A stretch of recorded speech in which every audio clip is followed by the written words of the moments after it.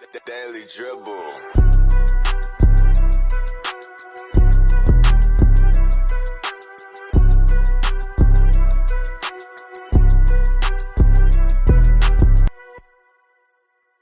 Welcome back to the Daily Dribble podcast, guys. As always, I'm your host, Nick Samet, here back with our NBA focus show for another week, running another little solo episode for this installment. Certainly looking forward to next week having Rowan Lee back on board as we get back into our normal routine. But nevertheless, I will fly the flag once again today. Big episode in store, guys. As I say time and time again, we are hurtling towards the playoffs now. 20, for a lot of these teams, we're looking around the 20 regular game mark, and every game is pivotal at this point. The impacts for standings at the top, the bottom, the middle of each conference it is really tightly contested at the moment. So for me as a basketball fan, often as we get into this latter stage of the season, some of these games are almost a little bit redundant, but it's a nice feeling this year knowing that every game, so much hinges on it. So a lot to get into today. Before we do so, though, guys, a big shout out to both Stadium Scene and The Cover, both those networks doing tremendous things for not only us, but other content creators around the world. So we certainly appreciate all their continued love and support of what we do here at the Daily Dribble. So what I thought I'd do, just as I mentioned, speaking about how we're in the latter part of the season now, I thought I would throw together, I'll do some odds and ends momentarily, but I thought I would kind of put all 30 teams into a few different tiers, kind of sorting out the contenders from the pretenders, as you probably noticed in the title of this episode. So, yeah, I thought it'd just be a good opportunity. Everything from the Wemby stakes through to genuine title contenders. I've got a tier to put each of the 30 teams into. So we'll get into that very, very shortly, but certainly looking forward to it and looking forward to hearing what you guys thought of my tiers.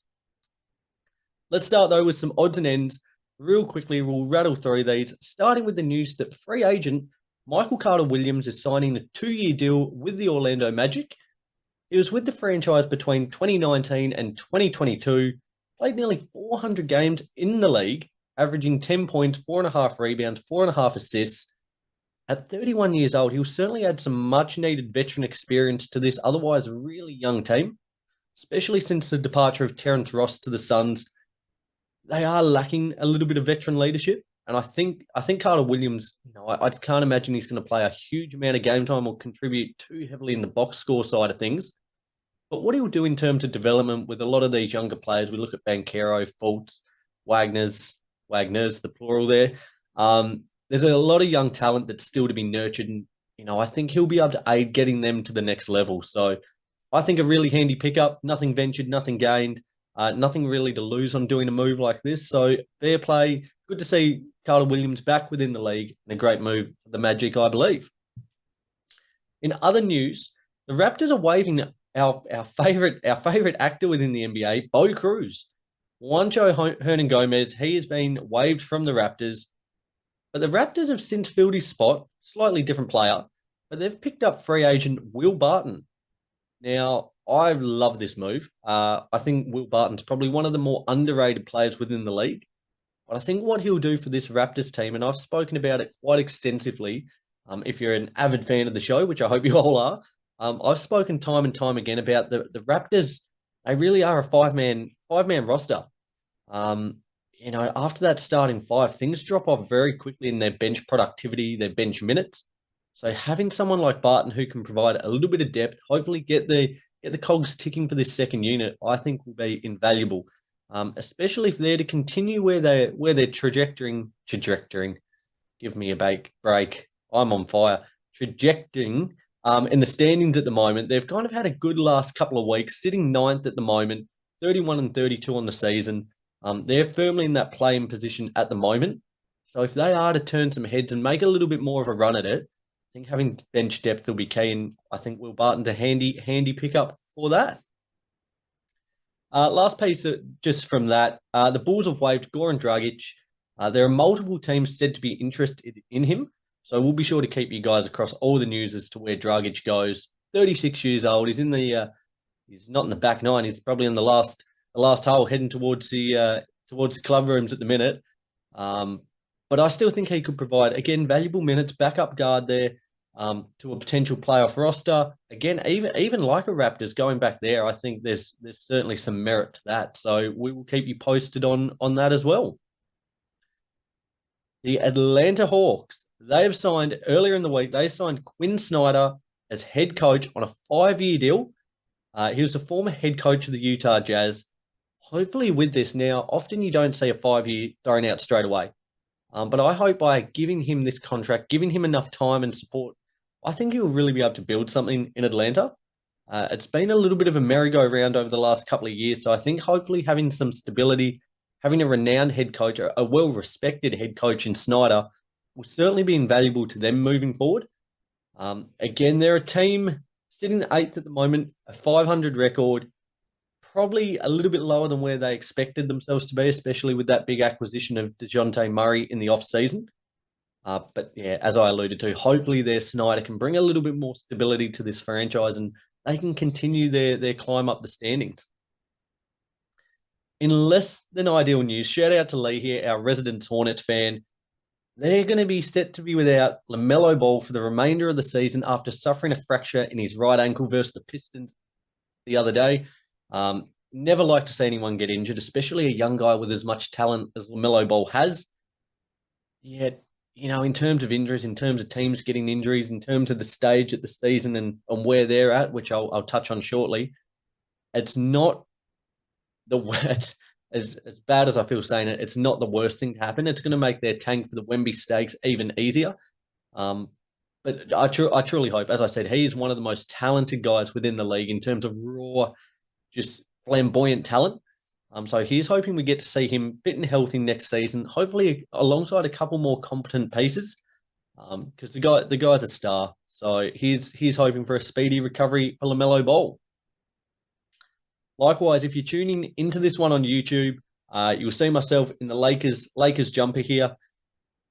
Less than ideal news for the Lake Show.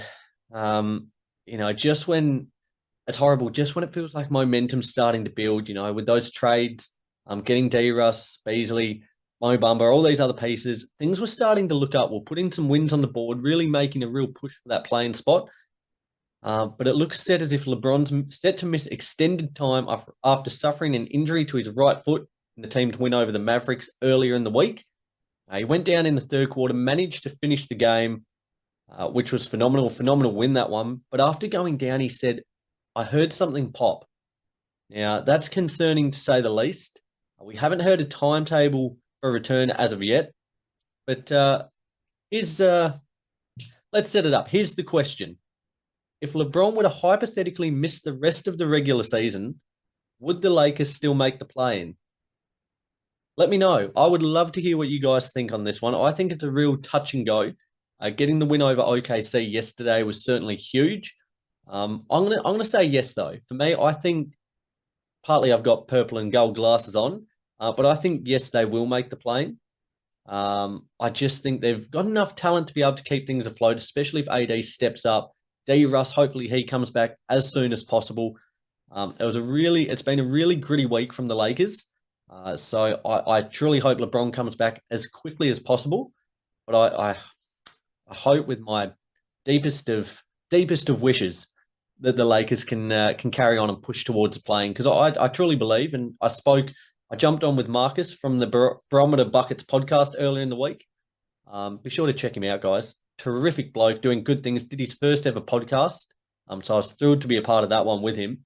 But we spoke about the Lakers, and if they're in the play-in, they're not a team you want to come up against. If LeBron and AD are healthy, 2 top 75 players of all time, a really competent cast around them now, they will be a tough out. So pending they can make the play-in, they're going to be dangerous. Just wanted to give a quick shout out as well to Damian Lillard. He put on a Dame Masterclass the other night, Monday that was, against the Houston Rockets in a 131-114 victory. Lillard dropped 71 points. Absurd. Absolute absurdity. He finished with 71 points, 6 rebounds, 6 assists, going 13 of 22 from 3 and 14 of 14 from the free throw line. Now, I know, the way points are scored now, we don't almost, place enough emphasis on 55, 60, 65, 70 point games. And I know earlier in the year, Donovan Mitchell, he dropped a 71-point game as well. That one was in OT, though. Dame, this was just an all-time showing regular, just regular time, should I say, scoring. Some of those threes were just ridiculous. And it really coincided well with the night prior. We put up a reel. Guys, socials, Instagram, Facebook, YouTube, Twitter, TikTok, been going off this week, been going absolutely off. But I put up a reel just saying it's Damian Lillard almost a little bit underrated, just living in the era of Steph Curry. He doesn't have the championship, the team success. Is he almost a little bit underdone? Perfect timing for that to go up. The day later, he dropped 71 points. So I tip my hat to myself there.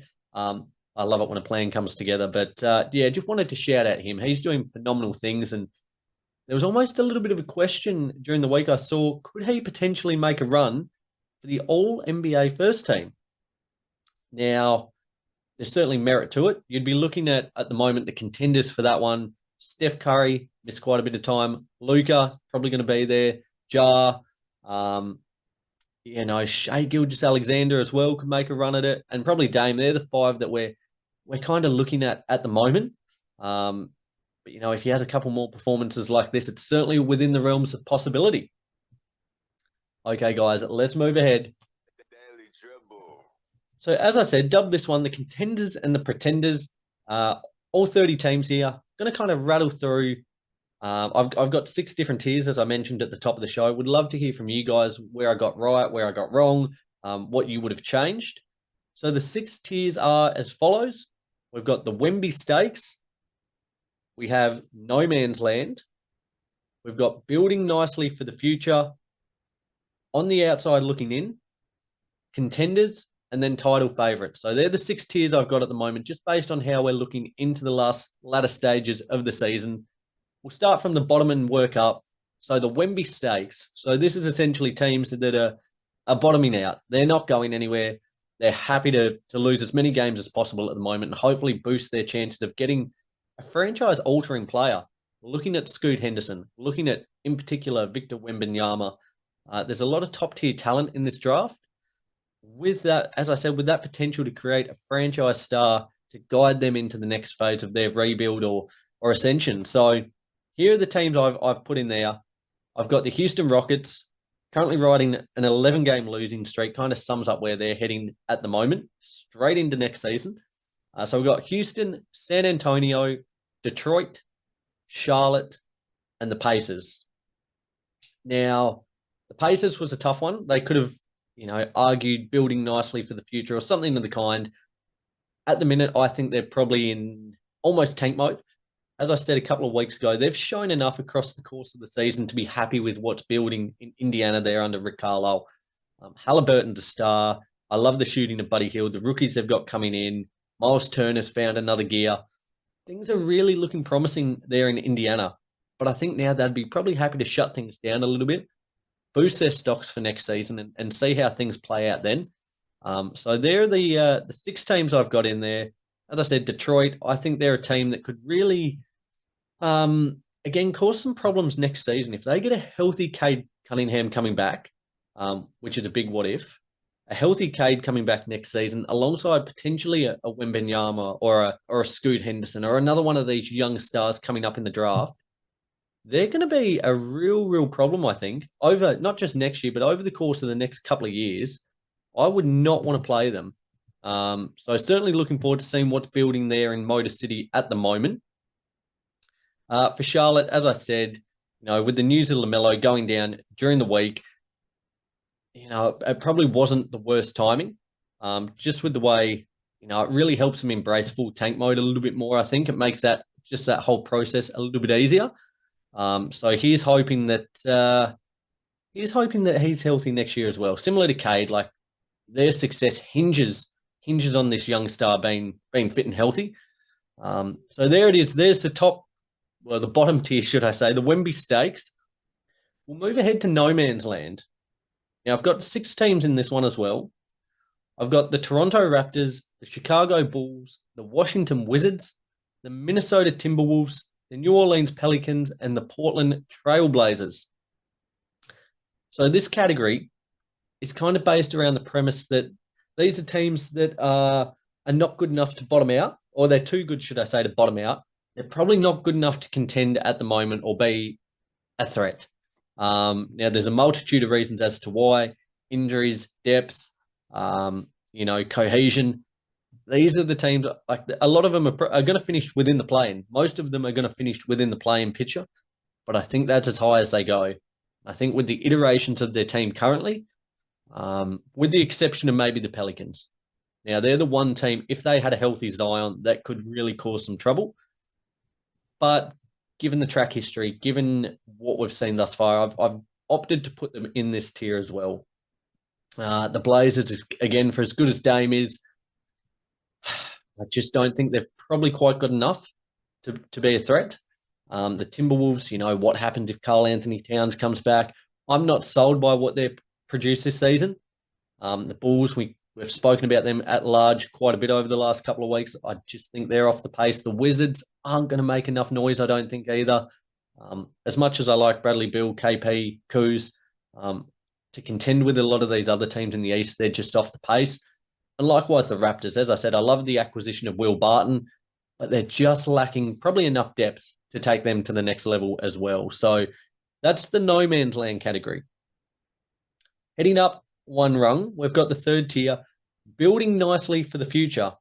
Now, these are teams, again, probably not going to contend or make too many waves this season, but who I think are in a really good position moving forward over the course of the next year and the next couple of years. Now, again, you could have argued that Detroit would have been in this, the Magic. There's a lot of moving pieces within these tiers. But the teams I've put in are OKC, the Orlando Magic, the Utah Jazz, the Sacramento Kings, and the Brooklyn Nets. All have a lot to like about them. In particular, the Kings this season, they have well and truly surpassed not only mine, but every other NBA pundit's expectations. What they're doing, currently third in the standings at the moment, only 2 games back of the Grizz in second. They have really been a revelation, riding a 4-game win streak. Again, they're probably just, I think, a piece away from really contending, especially with the way the West got better over the trade period. We look namely at the Clippers, the Suns, the Lakers, Dallas. They're probably, despite being third, I don't think they're quite in the contending tier as of yet. But I like where they're headed as well. A lot of these pieces are quite young. They can be molded. Still just got to work on the defensive side a little bit more.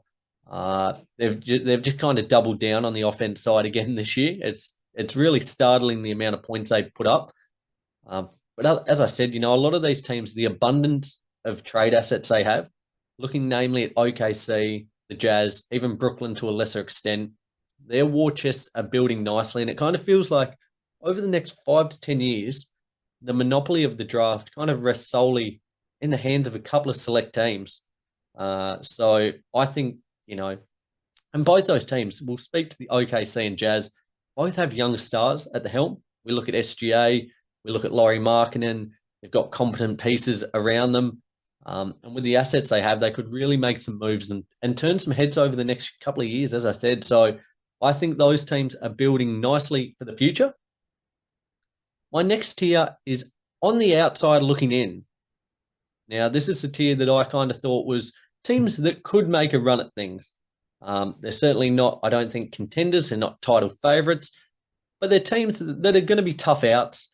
You wouldn't want to face them in a series and could potentially kind of almost like a dark horses little tier, this one. So I've got the Lakers. I've got the Memphis Grizzlies, the New York Knicks, the Miami Heat, and the Atlanta Hawks. I reckon I'm getting a lot of people shaking their heads, namely for the Memphis Grizzlies one. Currently sitting second in the West, a 38-23 record, 5 games back at Denver there, playing some really, really solid ball. Again, I can't help but just kind of not discredit what they've done the last couple of years and this year in particular. But again, just speaking the way the West, the way the landscape is, the way these teams have got better, I think they're more a regular season team. Because they're so young, there's not a lot of load management, things of the kind. I think they're built to get wins in the regular season. in a playoff series. I can see myself eating words here, but I'm just not quite sold on the Grizzlies as of yet. Would love to hear from you guys, though. Do you think the Grizz will be in contention this year? Or are they still maybe another year or two away from actually making some waves? They're a real fascinating little complex at the moment. So I'm certainly keen to see what they can do with Jar, Desmond Bain. There's Jaren Jackson Jr., who's been phenomenal as well. I'm really, really keen to see what they can achieve. All these teams, as I said, just rattling off the other ones again, the Lakers, the Knicks, the Heat, the Hawks, they've all got enough to like about them, but probably not enough to actually be really confident. And the big thing for the Lakers is that health of LeBron at the moment and making the play-in. That's a huge caveat on their success. They fail to make the play-in, then that's all null and void, isn't it? So every game's a must-win for them at this stage.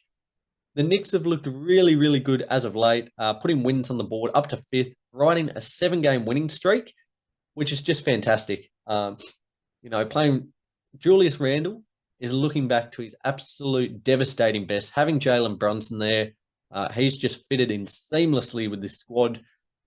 I really like where they're headed. Again, probably not a team that I think's going to be able to probably match it up with Philly, Boston, Milwaukee in that Eastern Conference, but really, really solid signs there in the Big Apple. Go ahead to my second last tier, the Contenders tier. I've got the Cleveland Cavaliers, the Philadelphia 76ers, the LA Clippers, the Golden State Warriors, and the Dallas Mavericks. Now, these are teams I think it can make a genuine run at things. In particular, the Warriors, for the way their season's gone, they've got themselves up to 5th now. 3-game win streak, 32-30 on the season. Steph Curry looking at returning over the course of the next couple of days, which will certainly boost where they're headed. Only a game and a half back of the Suns for that 4th seed. They are the reigning champs. Whatever happens, you cannot discredit them. They've been the team of the decade. Again, another team like the Lakers, but probably even to a larger extent, not a team I would want to face in a playoff series. They've all been there enough. They know what to do. They know what winning's all about. And if they've got their talisman there in Curry coming back alongside Jordan Poole, Klay Thompson, Andrew Wiggins when he's fit and healthy, Draymond Green, it's really worrying signs. And I think they're almost being, again, a little bit disrespected the way they're not being mentioned at all in title conversation. Again, largely due to they were kind of in the playing pitch for a long while there, but they're getting wins on the board and they're really steadily making their way up the standings, which is great to see. Philly, the big what if question, aren't they? I have put way too many eggs in their basket over the course of the last couple of years. I don't want to get too excited about them yet. One night they're very hit and miss. So they went down to the Heat the other night with the Jimmy Butler circus shot. They then came out yesterday and absolutely blasted them in the return leg of that matchup. So they're kind of a real Jekyll and Hyde at the moment, the Philadelphia 76ers. I didn't put them in my title favorites tier. They're just a little bit still off the pace, I think, with the Bucks, with the Celtics. But they're certainly knocking on the door in the Eastern Conference, I think, and would not be surprised to see them make a bit of a charge at it. My title favorites, these are the 4 teams I think have a genuine stake to winning the title. They are the Denver Nuggets, the Phoenix Suns, the Milwaukee Bucks, and the Boston Celtics. 4 teams, 2 from each conference. Denver, again, are just rattling through the league at the minute. 44-19 on the season. Looking devastating with Porter Jr., Jamal Murray coming back, accompanying Nikola Jokic there, the back-to-back MVP, potentially back-to-back-to-back MVP very soon. Aaron Gordon, I think, is playing some great ball. KCP, Reggie Jackson. They've got shooters there. I really like where they're at. And when you've got a guy who's as dominant as Jokic, it's really going to cause some matchup problems. For Phoenix, the acquisition of KD, it just speaks for itself. Their top line talent. We finally got to see KD yesterday suit up in their win over the Charlotte Hornets. He looked fantastic alongside Booker, Ayton, Chris Paul. Uh, they're going to be a horrible, horrible team to face, especially in a game down the clutch. If you've got three guys who can make you a bucket in the dying stages of a game, systematically for other teams, it makes it really, really difficult. Transitioning out east, the Celtics, their depth, phenomenal. Brogdon, potential six-man of the year candidate, backing it up alongside the starters in Brown, Tatum, Smart. Again, the big concern for them is health. Can we keep, the older legs of our Horford healthy? Rob Williams on the floor. That's going to be imperative to their success. But it's kind of steady as she goes at the moment for them. Really looking fantastic. They're not. It doesn't look like they're pushing too hard at the moment. They're 45-18, half a game back of the Bucks there. Transitioning to the Bucks though, they are 45-17, a league leading record, riding a 16-game win streak. It's mind blowing how good this team is, without almost probably getting the respect they deserve. As I said, 45-17. Giannis playing phenomenal ball. Chris Middleton, the Chris Middleton experience, the Ferris wheel goes up, it goes down, it gets stuck at one stage or another. He's looked good in parts. He's also struggled in parts, but I quite like the way they're bringing him off the bench and able to cook with that second unit. Drew Holiday, he's making a run at All-NBA selection, suited up in the All-Star game. What a fantastic season he's having. When Giannis has missed time, when Middleton's missed time, he's showing it on both ends of the floor, probably more so than we've seen in recent years. Like he's always had that defensive acumen, but on the offensive end, his ability to knock down big shots at pivotal times is a huge reason as to why they lead the league record-wise at the moment. So fair play to the Bucks. 16-game win streak, should I say. Fantastic stuff.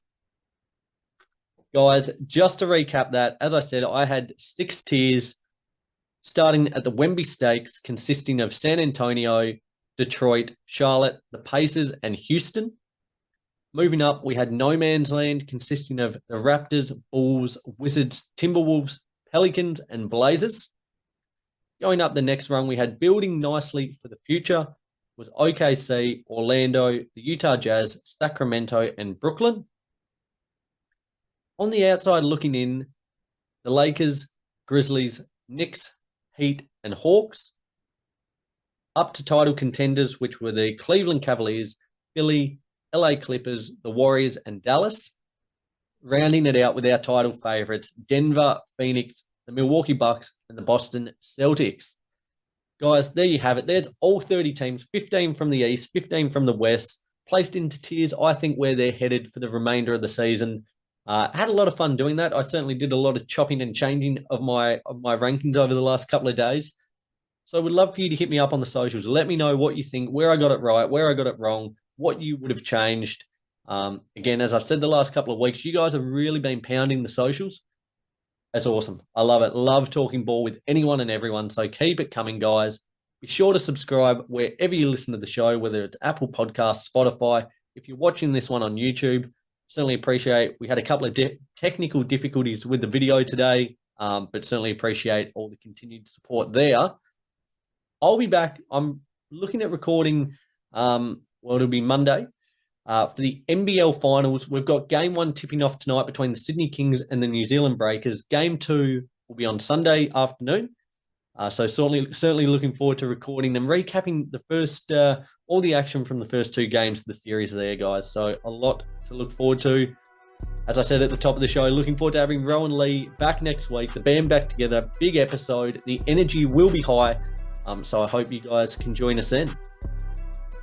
Till next week though, guys, have a fantastic week. Enjoy ball, enjoy all these pivotal games. I can't wait to talk to you soon. Bye.